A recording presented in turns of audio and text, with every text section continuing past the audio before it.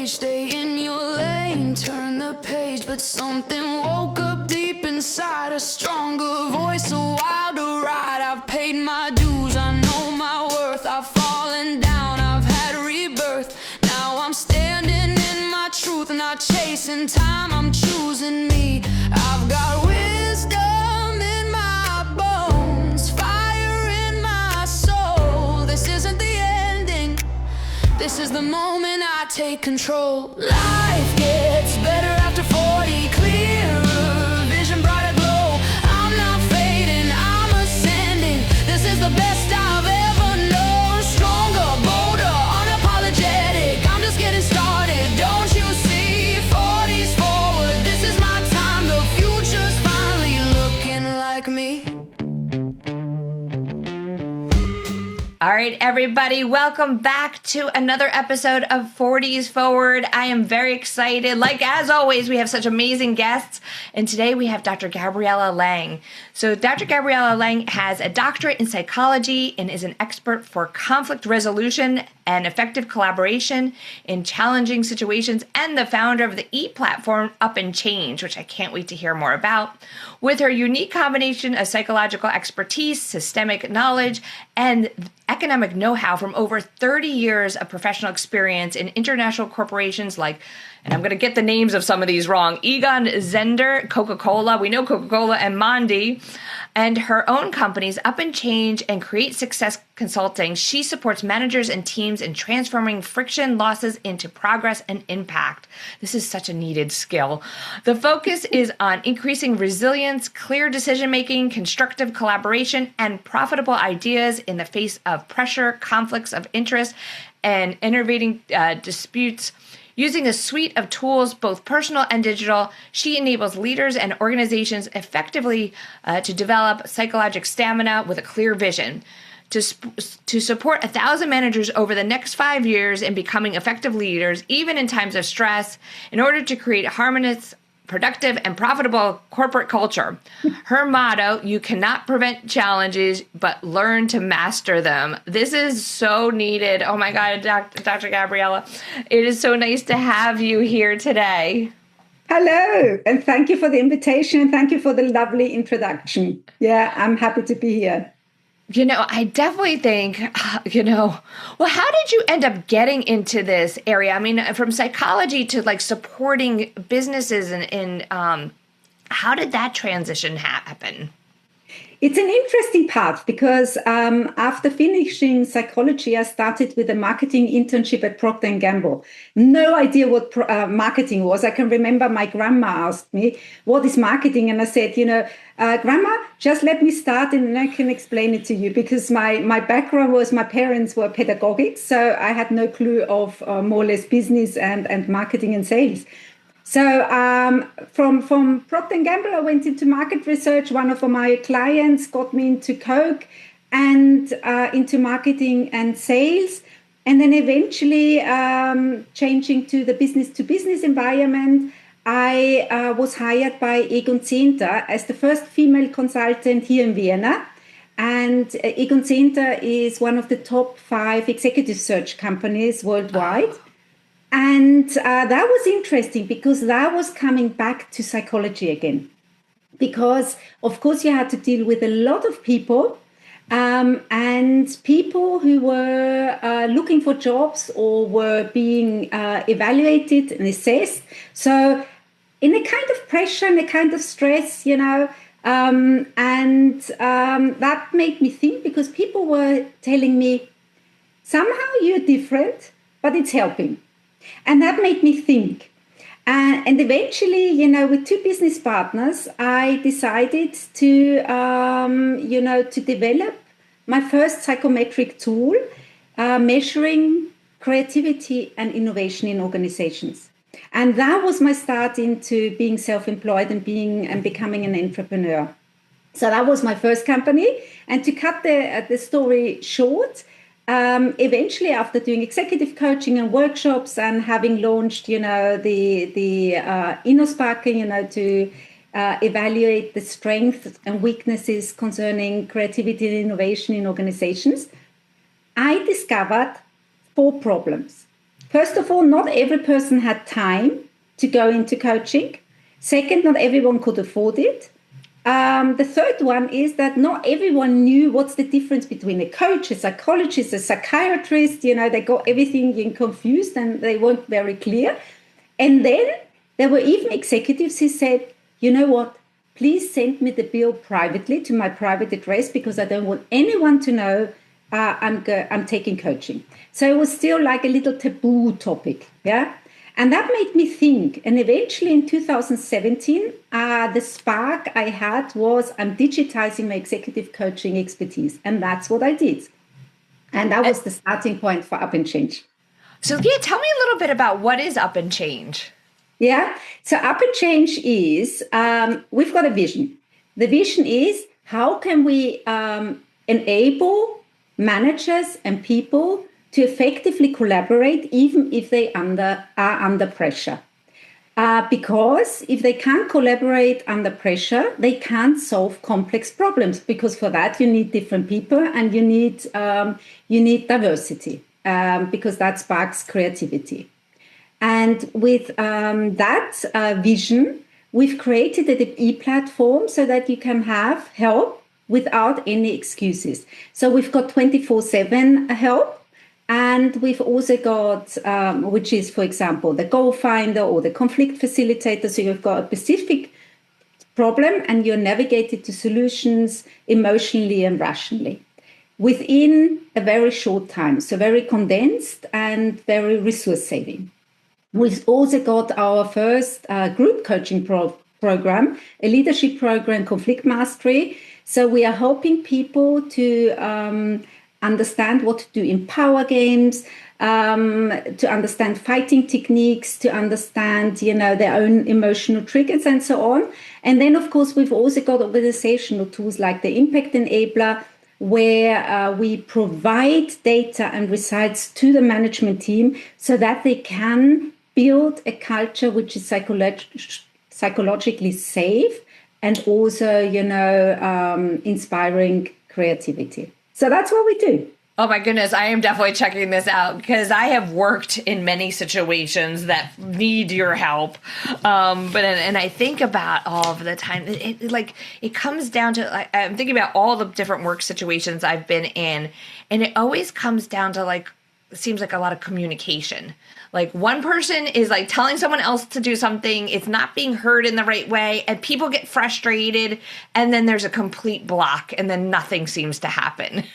So. Yeah, that's true. That's true. And, if all these friction losses wouldn't have such a big impact on businesses, because you have to imagine up to 50% of the time of managers is spent with the consequences of conflict. And roughly, if you look at the Gallup numbers, it's about 90% of the people who are not totally engaged. That's costing, if you look at the numbers in Germany, it's costing 150 billion euros loss. And then, of course, you've got a lot of energy drain. So it's time, it's money, it's engagement. And I don't think in the competitive situation with all these external circumstances we've got at the moment, which are quite challenging anyway for management and for organizations, that you can afford, losing all this time, money, and energy. I worked at one office and it was a running joke, and it's really not funny now that I say it out loud, but we had a manager who unfortunately was not very good. And we went through, in the 4 years that I was at that office, we stopped counting at about 65 employees that turned over that 4 years, because people would come in, and the cost of having to train somebody, and the effort of having to train somebody new, because there's that conflict management that's not happening effectively, is really tough. It is tough. Yeah, the other workers and the business. Yeah, and it is tough. And, the interesting part is, hardly anyone learns, how to cope in such a complex environment, And I remember, the reason, I've spent the last 20 years studying people and starting stressful interactions and situations is because I was confronted with people who reacted under pressure totally different than I did. And before I understood that not everyone reacts the same way as I did, it was difficult for me to behave in the right way. And if you don't know what to do and what not to do, you can escalate without the intention of escalating. And the other thing which, I realized, I grew up in a world of compromise and consent. And I was in the false conclusion that everyone was on the same trip, till I eventually decided, okay, sometimes topics are important to push forward, but you're confronted with people who don't want to collaborate. So what do? And you have to understand what you can do, because if you feel powerless in such situations, you're giving away your influence, your power, and the possibility to change things to the better. And that's why I developed this e-platform with all these tools so that people can get the help, can get the techniques, can find out about emotional triggers, which are hindering their progress. And it's all about, enabling the personal competence of people so that they are more resilient. Because, as I say, you can't prevent challenges, but you can learn to master them. Yeah. And as soon as you start not thinking conflict or friction is something bad, but you just think, okay, it's part of the story, it's part of the game, you start, unleashing your potential. And that's what I think makes work much more enjoyable, because most people enjoy the scopes, but they are drained by innovating meetings, by difficult personalities, by power games, by cycle games and stuff like that. And if we start learning these skills, if we start understanding and detecting this, you become much more capable and much calmer in stressful situations. And isn't that important? Look around. I mean, we need more than ever. We need people who can, stay calm and in their grown up me, than, behaving like little kids in a sandpit. It reminds me of what I talk about a lot when it comes to health, is that parasympathetic and sympathetic nervous systems, and the sympathetic being that fight or flight. And so it seems like it's the same thing, that when there's a conflict, people are going to potentially go into like a couple different phases. Either they're going to want to fight back, or they're going to try to run away, or they're going to completely freeze. Do you see that with the conflict? Yeah, totally. I mean, you could, exactly what you said, you could put in my world, yeah? It's sort of, if people feel endangered, that's the nervous system already hitting in. It's what Goldman says is the amygdala hijack, yeah?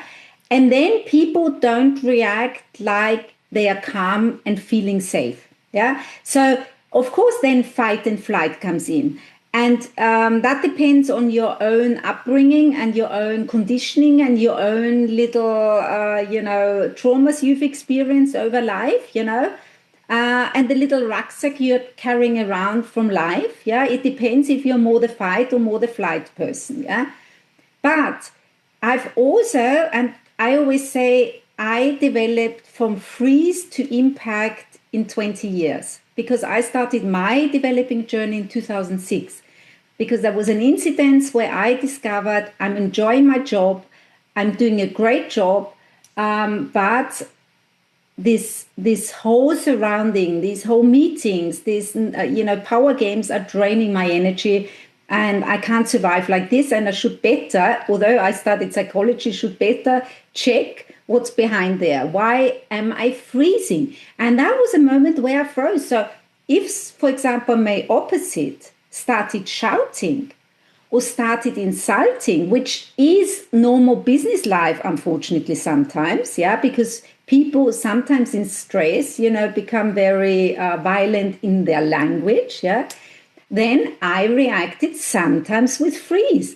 And I've developed the the impact formula, which says, if you start checking your feelings and body feelings, so you realize, hey, wait a minute, something's going on here. You make these reactions conscious, and you take accountability. So you don't accuse and moan about it for ages, but you start taking accountability. Then you become active and can start, showing targeted action and learning. And that's the way you shape the future. And isn't that beautiful? So you are not powerless, but you've got all these capabilities, and you just need a few skills on the personal, social, and creative side. And as you don't learn those in school, you need to learn them afterwards. I was going to say, like, what do you think are the biggest dangers that we're facing today when it comes to like work and in conflict and just, trying to get through the day?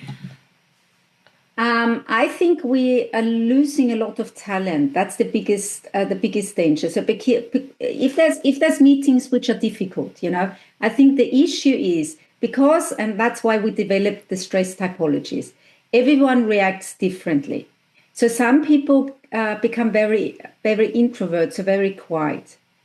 You lose those people in stressful meetings, because they won't confront confront themselves to some behavior they think is harmful, because they, as you said, the nervous system is reacting, tend to flight or stay quiet.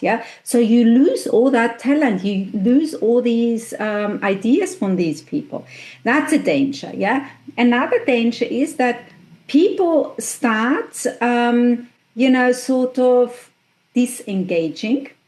So either doing just what is necessary, or which is even worse, they've already quit, in their mind, and they couldn't care less anymore. Can you imagine that danger?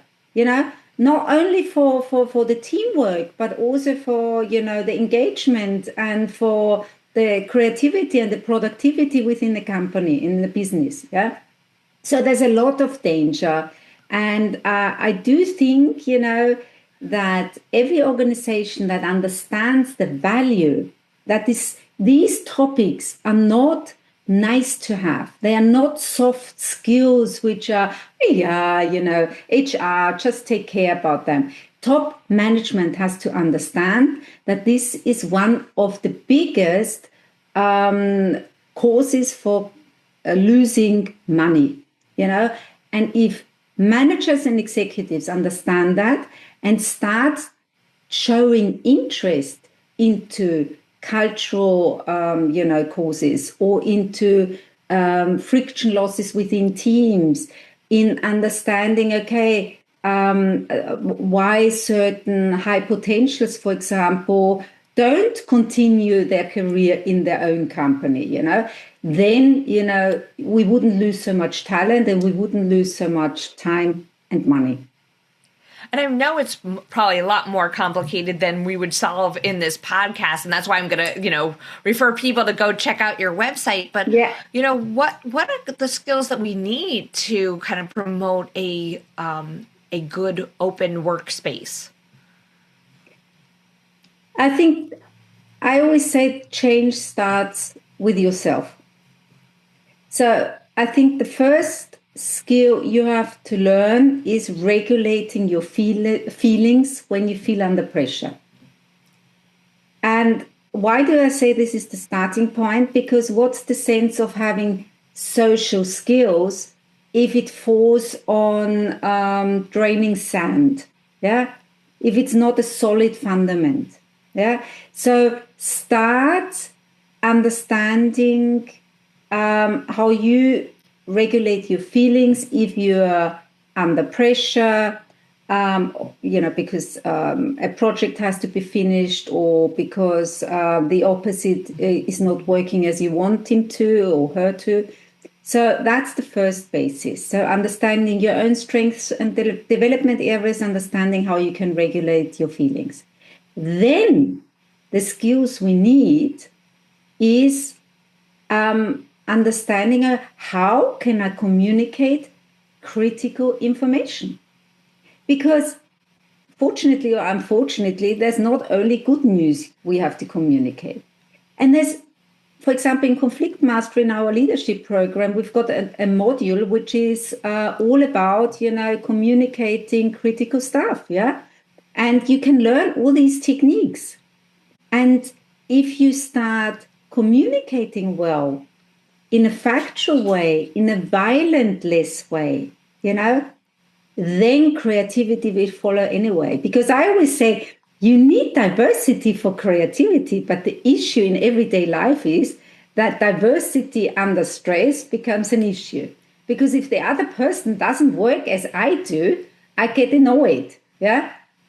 And there's different typologies how they react then. Yeah. And that's so I hope I've given you some ideas. I think it's always starting point is always the personal side. I was thinking too, as you're talking, like we're talking a lot about business and in the corporate world with this, but I'm sure these skills kind of spill over into personal life. Like you're a mom, I'm a mom. I'm like, I think actually sometimes the conflict management at home sometimes is more difficult than at work. Yeah, you're totally right. Because the funny thing is, I always tell business people, I always say there's hardly any difference between the private life and the business life. Of course there are differences, but I mean, it's not as if you suddenly had different skill set when you enter home. Yeah, it's just more intimate at home. Yeah. So you're fully right. All these skill sets you can use for business life, but also for private life. And because you were mentioning kids, I mean, of course, I always say conflict is so marvelous if you have this attitude to learn to master them, and it's a big field of learning and development, and it's something positive. I always, if I'm confronted with somebody very annoying nowadays, not only have I got a different skill set and of course a portfolio of techniques and tools I can use emotionally and rationally, but it's also that I think, oh, wait a minute, he's a nice mirror, so that I can learn. Yeah. And if you start viewing stressful situations like this, also with your kids, it gets more easygoing. Yeah. And I think my son, sometimes regrets he's got a psychologist as a mom, because sometimes, I teach him. And, one topic we've got, he's a teenage boy now. Yeah. I'm always saying violence starts with words, with thoughts and words. And, this awareness, you have to teach children. It doesn't start when you enter the business world. It starts when you're born, more or less. The role models you're watching. Kindergarten. I remember we had pedagogics who told the boys they were wild and loud, and the girls were nice and quiet. Yeah, yeah. That conditions certain opinions and opinions about yourself. So I think it's important for parents, to understand that what they are doing is giving an example, and to be aware that the skill set can be used also with kids. Because of course kids are a brilliant mirror for your own fears. And the fear is just around the comfort zone. So if you go through the fear and you make it conscious, you take accountability, you become active, and then you start learning, then you can develop and you can grow and unleash your potential. And that's the beauty, isn't it? Because of course, have we got difficult situations sometimes at home? Yeah, of course. I mean, especially in teenage time, where the wishes, sort of separate significantly. I liked how you talked about how the violence starts always with words, and you're right. And I don't know if it's because I'm paying attention to it now or if it's really a true thing, but I've noticed that people's patience seems to be much shorter since the pandemic. And I don't know if that is just because I'm paying attention to it more, but like in the workplace, when I've been out dealing with other, like service workers, have you seen any kind of correlation or heard anything with that? And what can we do with that? Yeah, I think what changed, first of all, with the pandemic, it was external conditions which were very complex, which were, depending on your personality, were also, very threatening for some people, not only business-wise, because some businesses, were down to zero, because you had to close down shops, for example, restaurants or whatever. But I think, I had this conversation yesterday, and somebody said, it'll never be as good as before the pandemic. And it wasn't the pandemic, but it was, for example, in Europe, all the issues and the inflation started with the war in, Russia and Ukraine. It depends on your own, circle of influence, your own environment, when you exactly say it got tougher. But I think in general, you can say the external circumstances have become more challenging. Yeah. And because we haven't learned the skills to cope with stress and stay calm, people are getting more stressed. And that's how, if you watch politicians, it's an environment, and the resources are lacking, yeah. And so it's not like a captain on a boat, with quiet sea, but it's rough sea, and you need a different skill set when the sea is rough, yeah. And you can't change the external conditions, yeah, but you can start reacting differently. And I love the saying that 10% depends on what's happening and 90% on your reaction. Isn't that a beautiful saying? Because that shows how much capability you've got, yeah, in changing certain things, yeah. And if you look at that, I think of course you have to work on yourself. If you never do anything and you only start being overexcited, moaning, accusing, finger pointing, like a lot of people do, yeah, you won't develop. And then life will get tougher and tougher and tougher, because you're not coping with your own triggers, you're not coping with your own fears, you're not coping with your own beliefs. And that's the starting point. So I don't think you can bring it to one certain day where everything started. I think it's just getting complex. But for example, yesterday in the conversation, I said, yeah, but honestly, our parents and grandparents, for example, went through Second World War, Yeah. There's always, if you look back in history, there's always been tougher situations. And of course, it's tragic what's happening around the world. Yeah. There's a lot of conflict, a lot of escalation. But if you clearly look at, why are things happening, you can see certain patterns, and it's all about if there's a willingness to solve problems on both sides, and both sides want a compromise and consensus, you will find it. But if not, if only one side's not willing to collaborate, then you have to know, okay, so how do you negotiate with somebody who's not willing to collaborate, who's not interested in a compromise, who only wants to push forward his own needs? Yeah. And I think this healthy balance between your own needs and the needs of others or the greater good is becoming so important. So it needs so many people who learn to stay calm in stress, to use violent less communication, for example, and de-escalate, understand when they are manipulated better, understand when they are in power games and not to enter them. If more people knew all these skills and the techniques, I think, friction would become less.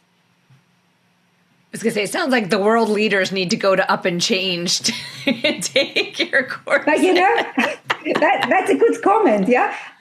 Yes, but there's two ingredients you need working with me and us. That you need a certain kind of self-reflection, and you need a certain hunger.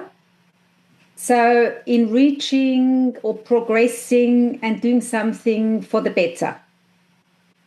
And if you haven't got those two ingredients, so if you're only finger pointing and you're not willing to look at, if you've got a heap of dirty washing and you just don't look and say, okay, which part of the dirty washing is mine and which belongs to the rest, you only take what belongs to you, yeah? And the rest you leave, yeah? Just as an example, analogy, yeah? But yes, of course, some politicians, I always think, interesting, their way of communicating. Yeah, but, power dynamics are so important to understand. And in politics, it's got a lot to do with power dynamics. It's got a lot to do with certain personalities, for example, following the dark triad, which is, certain traits in a combination, which makes it more difficult, yeah, to collaborate. And of course, yeah, I agree, without finger pointing. But that's what I always say, okay, my circle of influence is not every politician on this world. But I can start in my area, within the family, within the friends and network, within the businesses. And if every person did that, it's like, I said that in a podcast to Jackie DeForte a couple of weeks back. I said it's like a snowflake. One snowflake eventually ends up in an avalanche, but it starts with one snowflake. And I think that again gets us out of this, we can't do anything, we are powerless, everything is so bad. And that's a negative spiral. If you continue going down that, it just drains you down. So it all starts with your thoughts. And if you say, okay, yeah, it's tough, but I can do something step by step, as quickly as possible, as slowly as necessary. And that's why we've got Up and Change, because we've got a portfolio of tools. If you want help, you can find help. And if you need it in the middle of the night, you go to the instant help and take the conflict facilitator, for example. If you've got more time and more resources, you do, for example, a group coaching program or a one-to-one coaching. It always depends, but without excuses. If you want to change, you will find a way to change. It's willingness. And some politicians don't want to change because they are benefiting a lot. I mean, we're not going down the path of politics here. Definitely I know. We kind of did. No, but sometimes it is really, like boys and girls in a sandpit. Sometimes you think that those are supposed to be role models, but then not finger pointing again, but taking it back to yourself and say, okay, where could you be a role model? How can you do it better? So instead of just moaning and finger pointing, you just take it to yourself and say, okay, am I doing it the right way? Am I doing what I am expecting from politicians, for example? Am I de-escalating? Do I understand and can walk in somebody else's shoes if the person is stressed, and sort of not the time where you criticize. So, I love the fact I love the fact that Up and Change is available like 24/7, because I see that a lot in my executive patients, because sometimes, they've made it through the day and then all of a sudden they have problems sleeping at night because as the world is getting quiet, their brains are now starting to run through like all the stuff that happened during the day and what they could have done differently, and in all the stress and preparing for tomorrow. So I like the fact that here's something that they could go to maybe potentially get rid of that and actually have a better night's sleep. Yeah. Definitely. And that's why I developed it. I mean, we started developing, it years back, and it took some time, based on all the knowledge from 30 plus years in business. Yeah. But what do you think happened to me? And it doesn't really matter if it's a private problem or a business problem. It can be a separation. It can be, a problem with your kids. It can be a business problem. It doesn't really matter. It can be if you're an entrepreneur, like us, that, sort of worrying about something. Mm-hmm. And eventually, turning and tossing around in bed, I was thinking, I can't sleep anyway, so I better do something. And what I did is, because I was always very interested in a lot of techniques, so I did trauma release techniques, and I did setup work, and I had all these techniques I had learned over the years and the decades, yeah. And I started just doing them in the middle of the night by myself. And that created the idea, wait a minute, I can digitize my executive coaching experience, because I was, using all the techniques I had learned on myself.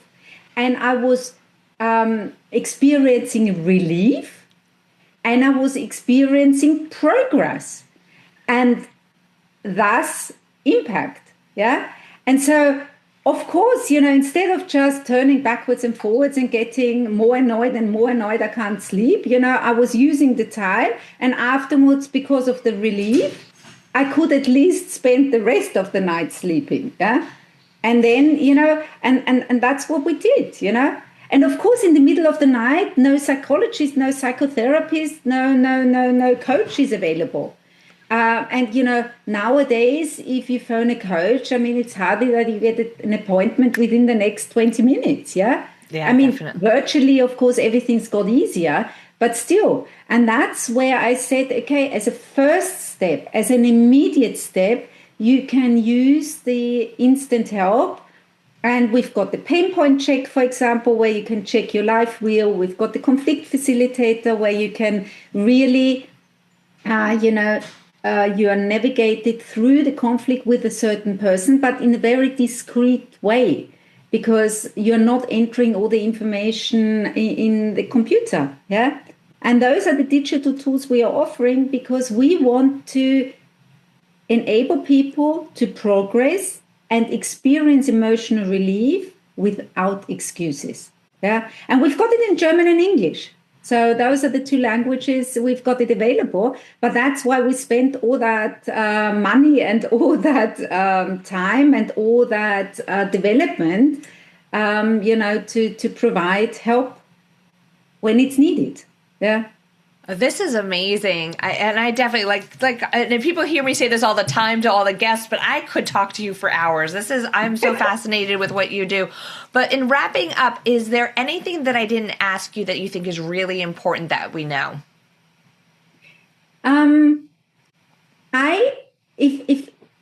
If people hear me, I would love them to take one impulse with them, which is, if you are annoyed or drained by a certain experience, a certain person, try to see the positive side.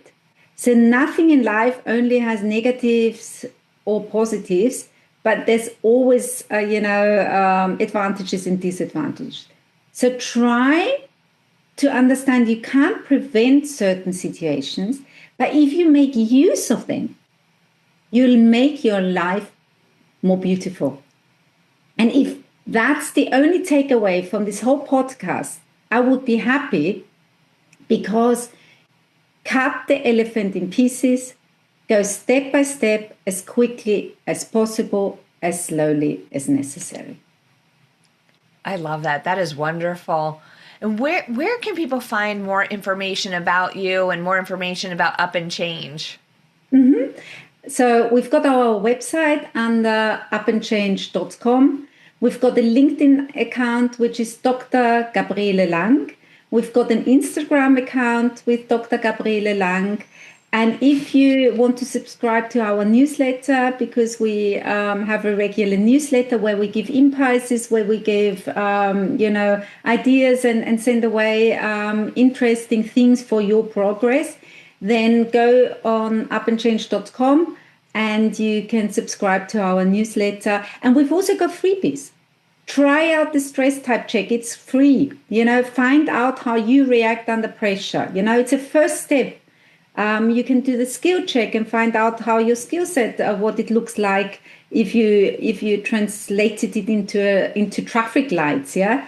And you can also download the cheat sheet. So make use of all the resources. They are there for you. And if there's anything I can help with, they should just write me an email or use the contact form on the website. Oh my goodness, this has been wonderful. Thank you so much for taking the time to be with us today. Yeah, thank you for the invitation. It's been wonderful and it's been an interesting conversation, and I agree we could continue forever. And I think this is actually perfect. And I just want to point out to everyone is that I'm always talking about how you can't thrive in a stressful situation. I'm coming from it from the physical standpoint with the physical health, but there's so many stressors that impact physical health, and work stress is one of them. So that is why this is a great topic for us, because it falls into like all the different life stressors that can be affecting everything. And really, total wellness is a combination of body, mind, spirit. And so this conversation fit in perfectly with everything. So once again, thank you again. Thank you.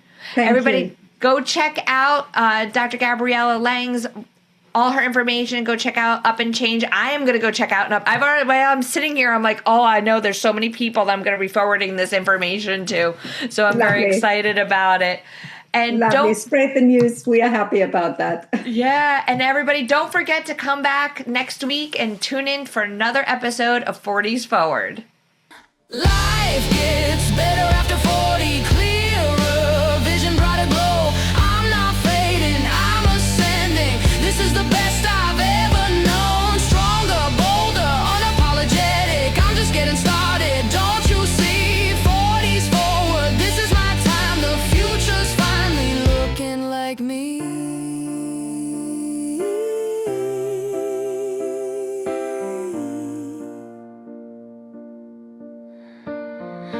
We got wisdom, we got fire, we got nothing left to prove.